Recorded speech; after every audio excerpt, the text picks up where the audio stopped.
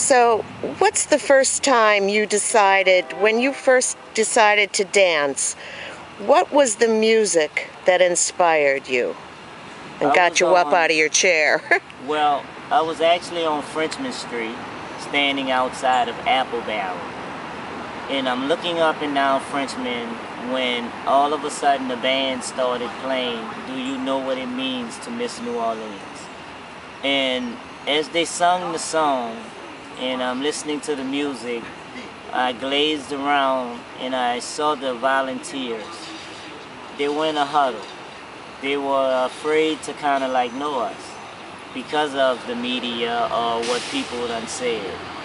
And so the band played a little more of the song, and I looked at myself and I said, I've come back to New Orleans after leaving New Orleans, thinking I would never return, or even if I wanted to return, to be home, and I'm not feeling like I'm at home.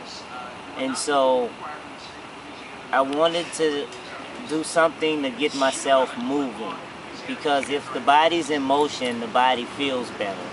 And so I started dancing. At least people called it dancing. I was just doing athleticisms that I've seen in New Orleans. Some I've created and some I've witnessed. And some I put them both together to come up with others.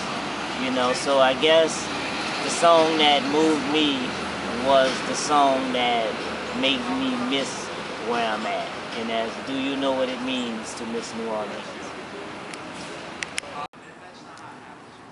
Oh, sorry. You good? Okay, go ahead.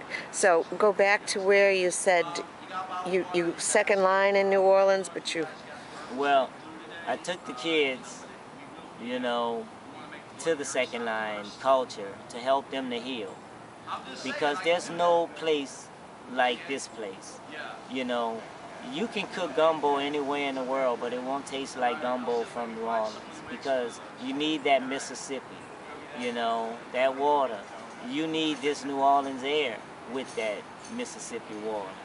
You need this low elevation light in New Orleans to get the taste. And so we are the gumbo when it comes to the people of the city. We have people that were born here, people that moved here, people that the city called them here. Because if you're in New Orleans and you found your way of feeling like I'm a New Orleanian, it's because New Orleans chose you, you know. And so the kids that are born here, they're automatically in the culture. They're automatically responsible for keeping these traditions alive, because that's what our forefathers done, to lay it, grow it, keep it. And so I'm doing a thing with kids now inside of schools called Toss That Schools. Toss That Schools is where I'm asking schools to take eco-friendly things that they get in abundance that could be tossed at Mardi Gras. The kids would make it artsy, and then we would, crew that, would add something to it, or if needed. If not, we'll toss it like it is. But it's to make the kids parade makers now instead of future parade makers. We put them on hold a little too much. Beautiful. All right. So tell me about your relationship with the river. Well, my relationship with the river is that, you know, I'm born in the Ninth Ward. And so that means I'm right by the Industrial Canal, which ties the Mississippi into the Pontchartrain. You know, and so we would walk up on the levees and we would look in the canal, or we would walk along the levee and then we're standing by the Mississippi. And so there's always an energy and a feeling that would come when I would go up to the river. And that's when I feel like New Orleans, she would come and she would rest with us right there. She would put a beautiful sun over our head. She would make the wind come through nicely, and would let me know that pay attention to what's going on in this city, because this is a beautiful city that the world loves, and so many things can happen if you pay attention to where you're from in your life. And so that's what I'm doing now. I'm using how New Orleans raised me, how my teachers taught me, how my parents gave me my morals and my values, and I'm taking them in a way to the world, instead of keeping them into myself and just saying I'm this person.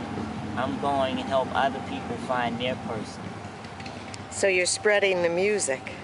Well, whether you play an instrument or you move your feet too are an instrument. And so I'm in a book called Cooking with Gravy.